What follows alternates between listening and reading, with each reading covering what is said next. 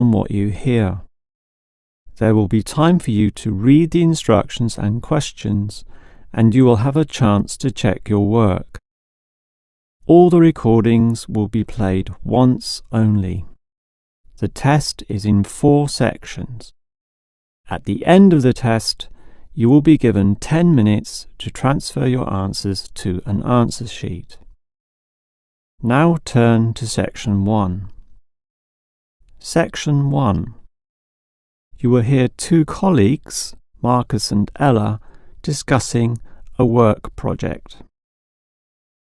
First, you have some time to look at questions 1 to 5.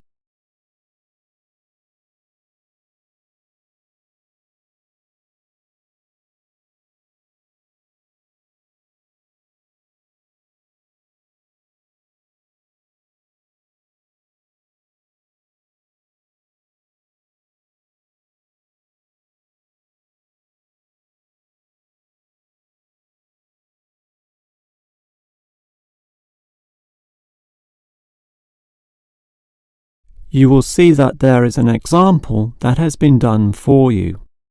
On this occasion only, the conversation relating to this will be played first. Okay, Ella, as you know, the deadline for this project is the end of the month, so we'd better plan it well. Yes, I've already been thinking along those lines, and I've decided we should divide this project into 3 phases. The pre-phase, then Phase 1, and then Phase 2, with strict deadlines involved for each one. The woman uses the term pre-phase, so pre-phase has been written in space. Now we shall begin. You should answer the questions as you listen, because you will not hear the recording a second time. Now listen carefully and answer questions 1 to 5. Okay, Ella, as you know, the deadline for this project is the end of the month, so we'd better plan it well. Yes, I've already been thinking along those lines, and I've decided we should divide this project into 3 phases. The pre-phase, then Phase 1, and then Phase 2, with strict deadlines involved for each one. Given that we have to finish this quickly, that sounds good. Tell me more. The pre-phase is the simplest. We just need to allocate a space or a place to do our planning, and this space will need to be quite big. Sure, and we have to decide on the equipment needed as well. Remember the last project when we didn't have enough projectors to present our ideas? We lost lots of time there. Yes, that was a bad start. That's why, after the pre-phase is finished, I've allocated a mere 3 days for Phase 1. That will involve drawing the plans. We'll need Jenna to help us. And Marco. Yes, but not Susan. Susan is just far too busy to participate, as much as I'd like her in the team. Let's just take Fred instead. He'll do. Sure. Fred's not as experienced as Greg, but I agree he'll do fine for this job. Then it's straight into Phase 2, collecting, collating, analysing and preparing the final report. Can we do that in 5 days? I think that's optimistic, which is why I scheduled 6. That's almost a week. Do we have that much time? We do, and with the right people, 6 days should see the job done. Who are the people for this phase? Arthur and Rob, right? No, Arthur's got other things to do, and Rob's on leave, so Mike alone will be the main man on this part. He's done it before, so it should be fine. But he may need some help with the smaller tasks, someone who is good with detail and procedures. Peter's not free at the moment, so I can arrange Leo to chip in some time and advice. Leo's very useful, particularly under pressure. And that's everything sorted. Well done, Ella. This report should certainly be ready in time. Before you hear the rest of the conversation, you have some time to look at questions 6 to 10.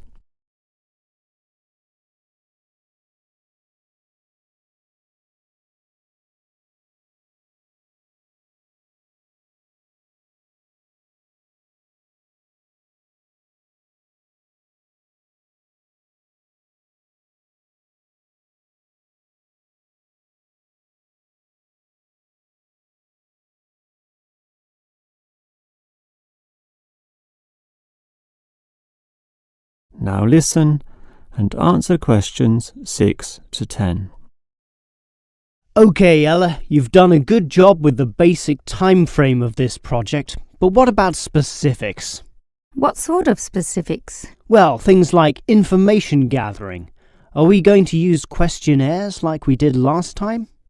I was thinking of using the internet to ask people to give their views, but you often get such silly responses when you do that. I'm of the view that the best way to find out things is to ask people directly, so that's what we'll do. OK, but that will take longer. We'll probably even have to do some of the work at home. No, I don't think so, as long as we stay back at work for some after-hours meetings. Well, that's better than coming in early. No one functions well in the morning. Also, the final report will need at least 2 appendices. Not only that, we'll have to attach a small booklet to the end, containing printouts of the relevant parts from all the foreign websites we accessed. That will take even more time. Are you sure we can meet this deadline? Yep, I've worked it all out and I'm confident we can do it. Phase 1 should be finished by the 5th, leaving Phase 2 to begin about the 8th or 9th. Now, there's a public holiday on the 10th, meaning that everything should be able to be submitted on the 15th. And after that, we can relax and celebrate on the 25th when the design division gives us approval to go ahead. Ha! You're assuming that the design division will approve this, and that's not guaranteed at all. Oh, come on, Marcus, be positive. You know this should be approved. In fact, I'm even planning the celebration when this is all over. Oh yeah? What's on the agenda then? Well, we definitely don't want to party in the office, do we? We'll want to get away from this place, and we're all too busy with our own lives and families to find a mutual time free for a dinner party. So I thought we'd just buy some nice expensive gifts for everyone who participated. We can just give these to the people here in the office. That sounds fine to me, but make sure they're not too expensive. The budget department will never approve the cost. Don't worry, I know how much I can get away with. All right, I'll leave that with you. That is the end of section 1. You now have half a minute to check your answers.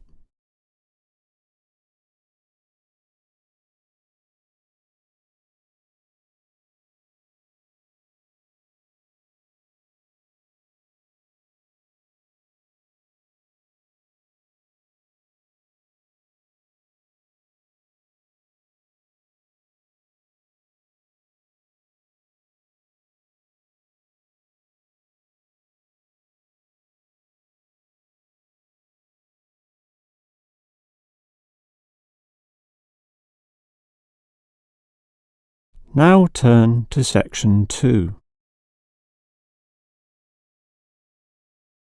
Section 2. You will hear a maintenance worker talking to a university officer about some recent storm damage to the main building. First, you have some time to look at questions 11 to 15.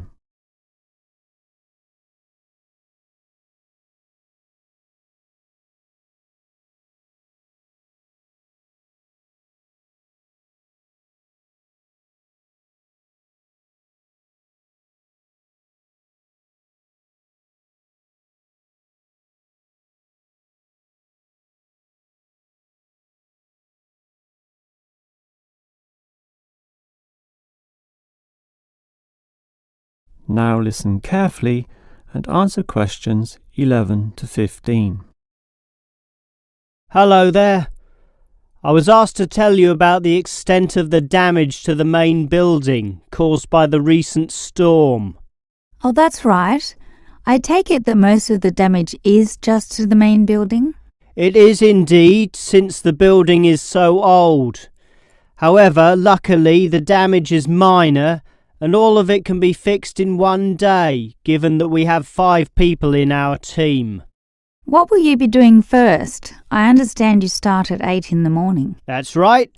And we were going to remove the fallen tree, But we've been told there are exams that morning, and I'm sure the sound of those saws and other heavy equipment will disturb all the students.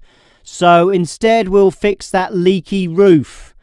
That's a 4-hour job, since it involves substantial repair, not like fixing broken windows, which can be done quite quickly. So you'll fix the broken window after that, from midday? We could do that, but since we'll be working in the ceiling, it's more logical to get rid of those birds' nests there. It's a small job, but will require crawling inside the ceiling cavity, which is not an easy exercise, so that will take about an hour. But this is good, since by that time the exams should be over, and we can address that tree which has been blown over, after our 1-hour lunch break, of course. It will be quite noisy dealing with that, but it will be finished by 3 o'clock. Some of our staff will then leave to fix things on another site. An office nearby needs a new window. But 2 of us, including myself, will remain here to paint over that discoloured patch of wall in your office. Oh good, it looks so horrible at the moment. Well, we'll certainly make it look good once again. And in the last hour of our working day, we'll fix up that problem with the wiring. Apparently the power doesn't go to one of the classrooms. Probably some water has gotten into the fuse box, so we'll just change a few wires and clean up the moisture, and it should be fine. Before you hear the rest of the talk, you have some time to look at questions 16 to 20.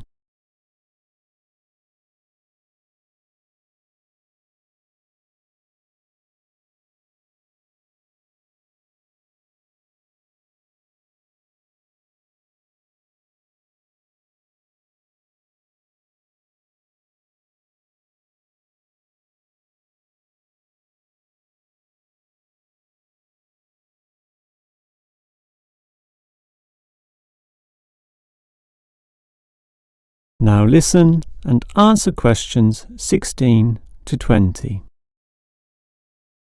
I certainly appreciate all the effort you and your team are taking to fix things here, but I do have one request. And what is that? You said you're going to paint the back wall in my office. Will it be the same colour as before? Yes, we'll make it a nice white colour. Well, that's the point. I'd prefer it to be yellow to match the furniture. The furniture is orange actually, but I think yellow is a nice match. Can you do that? We can certainly do that. Yellow it is. Certainly a prettier colour than just plain white, or the blue in my kitchen at home for that matter.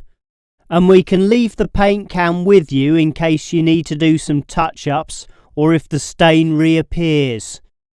I'll just leave it in the garden shed, the one next to the main classroom. And incidentally, about those birds in the ceiling, I was just investigating and I heard the chirping of little baby birds in there, so there must be some young ones in a nest. I just thought you'd like to know that we can give them to a wildlife reserve. There's one in the next suburb, so that should not be too much trouble. Or you could give them to one of our teachers. I have a colleague who can raise them. I would say the wildlife reserve is a better option, since the people there are used to dealing with animals.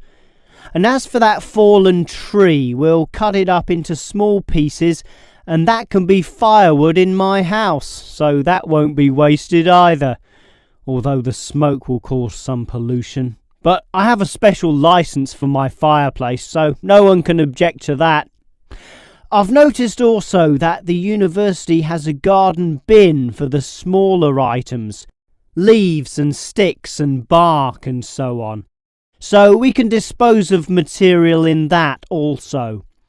You do have some waste piles out the back, but a proper garden bin means that the material will be recycled, and that's better for the environment, so you can rest assured we will use that. That is the end of section 2. You now have half a minute to check your answers.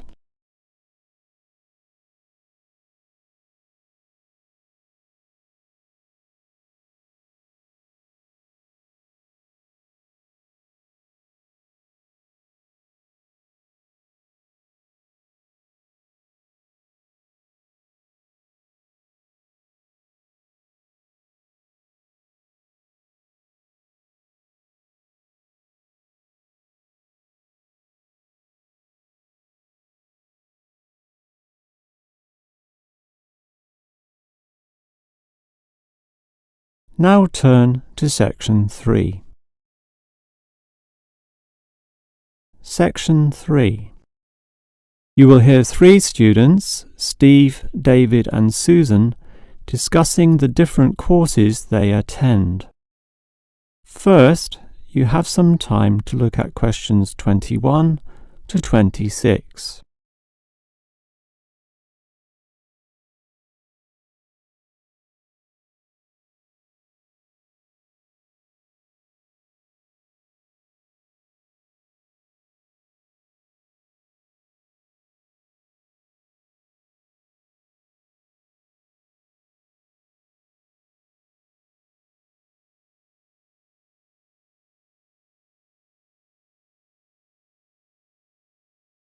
Now listen carefully and answer questions 21 to 26. Well, gentlemen, we've almost finished our second semester at this university. What do you think of all the courses we attend? On the whole, I'd say they're quite good, apart from social history, which I find to be a little too inexact. Yes, the lecturer's style is also very, very dull. I certainly agree with you there, although I would say that the textbook is more interesting. Welfare State. The subtitle says, An Examination of Social Development in the 20th Century. Yes, Welfare State is a good book, but look how many pages it has. 458! I agree. It's just too long to be easily read. Far too long, although it's certainly well written in parts. Yes, and if you compare it to the textbook for cultural studies, what's it called? Inner Views, I think. No, that's the book for media studies, and we finished that subject last semester. The book you're thinking of is In Perspective. Oh, sorry, you're right. In Perspective. And the subtitle says, A Comparison of Social Groups.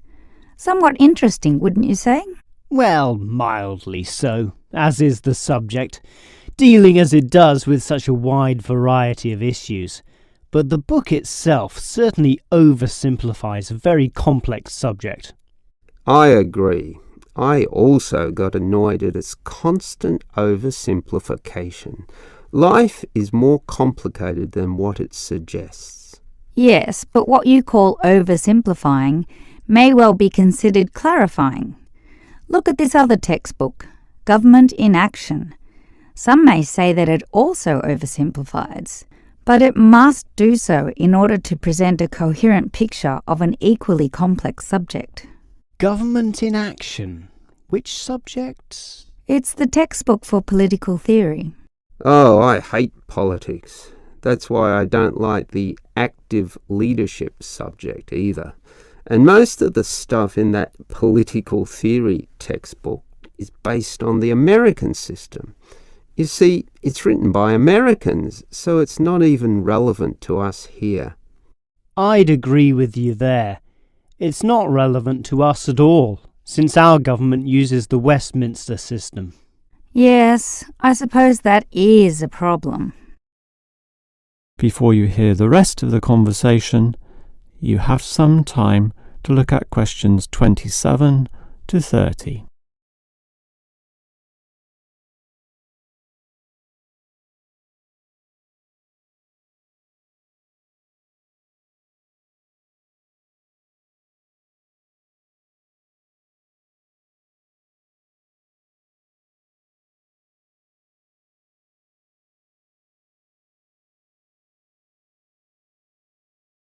Now listen and answer questions 27 to 30.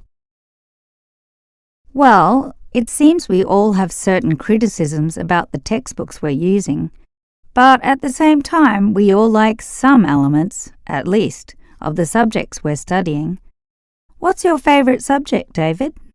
I'm not sure. I like political theory, but... Cultural studies is by far the best, even better than political theory, which I also like, but just not as much. Why do you say that, Steve? I was thinking perhaps social history is worth considering as best. Social history is good, but I made my choice because the subject is relevant to this modern society. But so is social history, and I like the historical element, which the other subjects lack.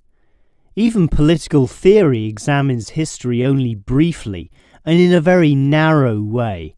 So I'd say social history is the most rewarding for me. What about you, Susan? I think social history is certainly very good, but political theory is, in fact, the best, since basically every human system boils down to politics. So, despite a certain irrelevancy in the details, the basic message remains as relevant as ever. Oh, Susan, you can't be serious. Let's ask Olive again. She's over there. Olive! Which subject do you think is the best? Ah, a difficult question. I'm very interested in culture, so cultural studies is certainly my cup of tea. But I'm politically active also, and hope to pursue this as a career. So political theory would be the one I'd pick. I don't believe it. Even with that irrelevant textbook? Don't listen to him, Olive. You have a right to your own opinion. That is the end of section 3. You now have half a minute to check your answers.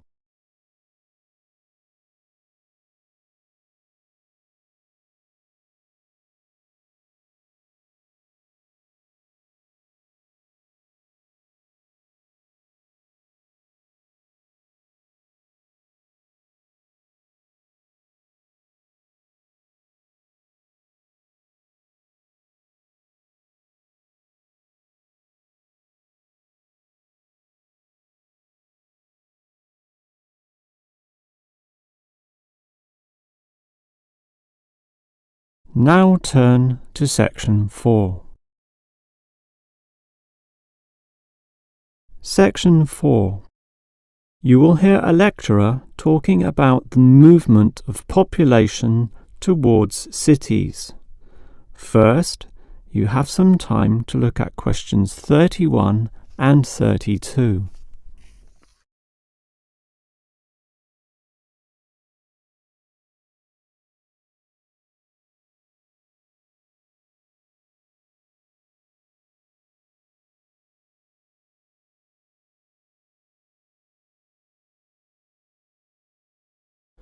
Now listen carefully and answer questions 31 and 32.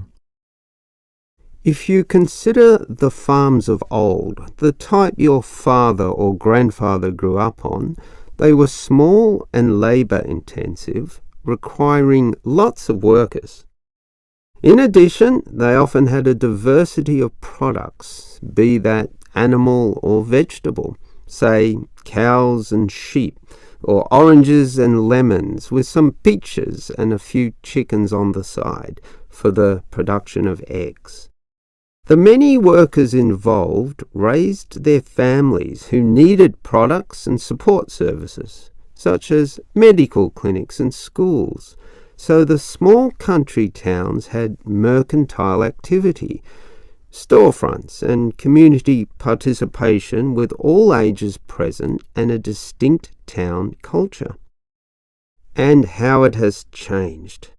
Travel to any small country town in virtually any developed country and you will often see that these places are now somewhat forlorn and deserted, lacking life and vigour. Many of the residents have long since moved towards the big cities, So the country areas have become depopulated and their downtowns empty. This phenomenon is so predictable and widespread that it even has a name: rural flight or rural exodus, and it has produced some fairly predictable problems. Before you hear the next part of the lecture, you have some time to look at questions 33 to 35.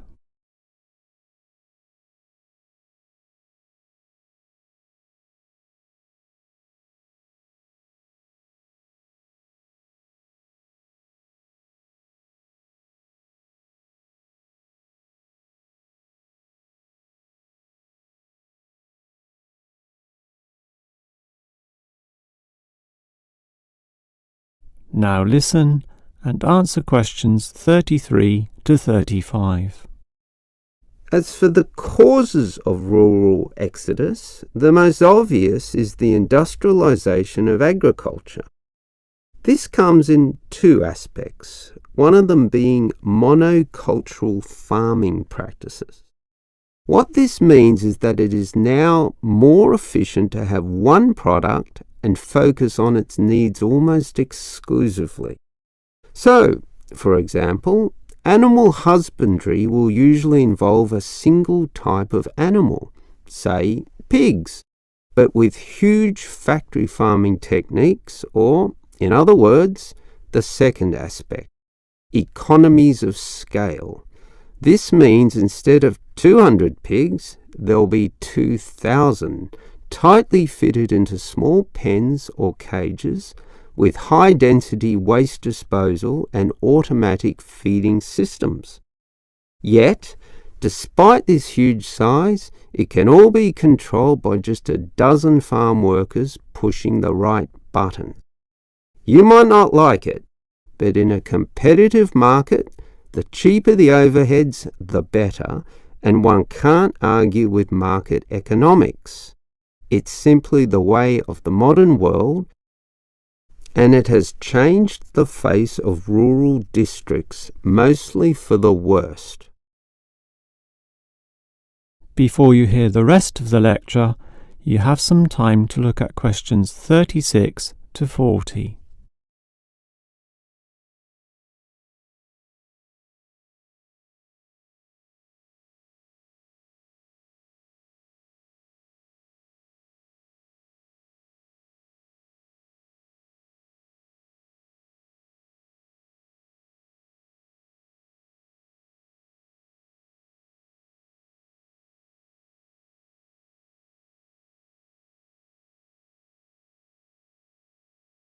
Now listen and answer questions 36 to 40. We can talk at length about the problem of rural exodus, but what about solutions? Well, there is certainly some cause for hope, since many are now feeling the negatives of increasing urbanization, negatives which the countryside generally does not have. Thus, tourism, for example, is certainly one avenue of revenue and revitalization. The most important consideration here is that the local residents themselves participate in developing such initiatives and deciding what happens, since outsiders, be they state government or city-based planners, do not fully understand the local settings, the possibilities which may be on offer, or the town culture, since even small rural areas can be highly distinctive from neighbouring ones. For example, the Daylesford area has developed a tourist industry based on the natural springs there, putting forward the angle that this water is relaxing and revitalising for the health. There has been the development of spas, saunas, and small-scale accommodation within its picturesque hillsides. And another solution is to utilise the predominant local product. This takes advantage of the fact that many city people are developing a dislike for factory-produced and packaged foodstuffs. They are becoming interested in products that can be sold directly to them at a cheaper price while preserving all the freshness from the tree or animal.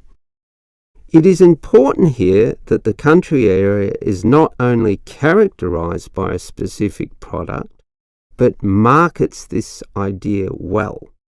For example, many areas of country Victoria have developed widespread grape growing and winemaking facilities and encourage wine tasting tourism, now a thriving industry with an international patronage. Similarly, Harcourt is famous for apples, Shepparton for mature cheeses, and Mildura for its citrus products.